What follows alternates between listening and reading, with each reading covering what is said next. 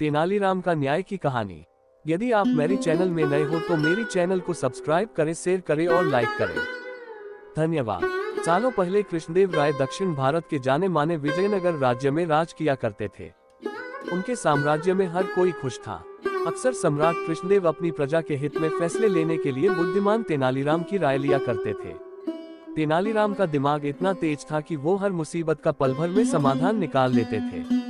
एक दिन राजा कृष्णदेव के दरबार में एक व्यक्ति रोते हुए आया।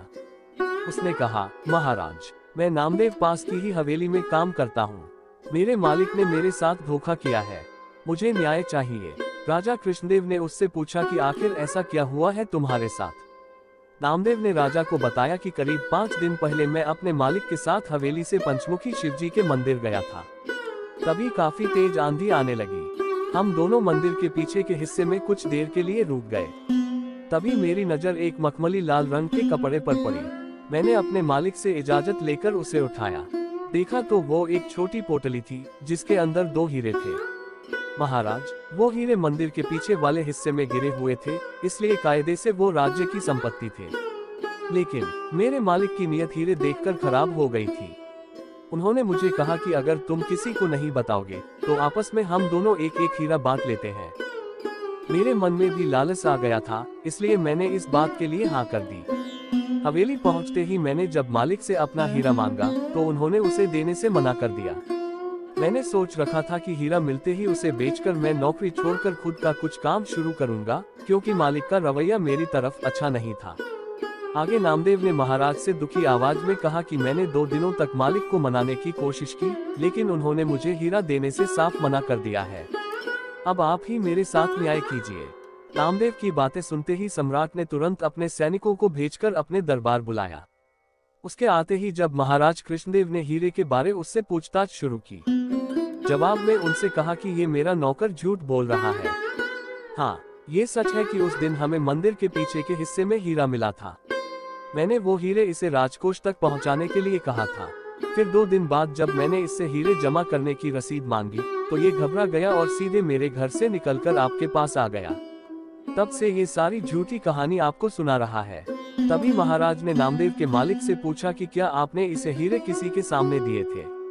नामदेव के मालिक ने कहा, हाँ महाराज, मैंने अपने 3 नौकरों के सामने इसे हीरे की पोटली दी थी।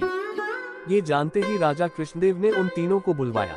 नौकरों ने दरबार में पहुंचते ही नामदेव के खिलाफ गवाही देते हुए कहा कि उनके मालिक ने नामदेव को हीरे उनके सामने ही दिए थे। तभी दरबार से निकलकर कुछ देर महाराज अकेले में अपने मंत्रियों से सलाह मशवरा करने लगे। सबसे पहले राजा कृष्णदेव ने कहा कि मुझे नामदेव सच्चा लगता है। उनके अन्य मंत्रियों ने कहा कि महाराज, हम उन गवाहों को नजरअंदाज नहीं कर सकते हैं। फिर राजा कृष्णदेव ने तेनालीराम की तरफ देखते हुए इशारों में पूछा कि उनका क्या कहना है। मुस्कुराते हुए तेनालीराम ने कहा कि मैं अभी सच और झूठ का पता लगा लूंगा, बस आप लोगों को कुछ देर पर्दे के पीछे बैठना होगा। राजा ने तेनालीराम की बात सुनते ही ठीक वैसा ही किया।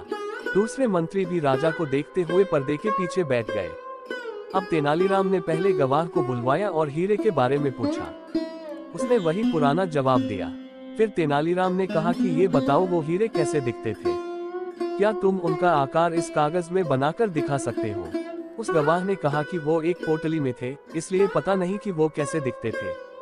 तेनालीराम ने पहले गवाह को वही रुकने के लिए कहकर दूसरे गवाह को बुलवाया और वही सवाल पूछा। दूसरे गवाह ने कहा, मैंने वो दोनों हीरे देखे थे।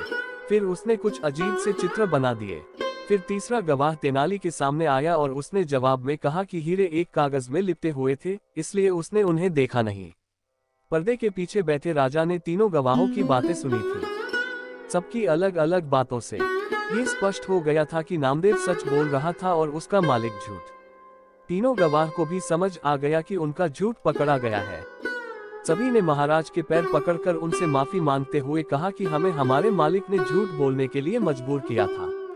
हम ऐसा नहीं करते तो वो हमें काम से निकाल देते।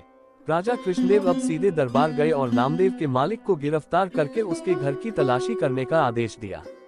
कुछ देर बाद ही सैनिकों को उसके घर में हीरे मिल गए।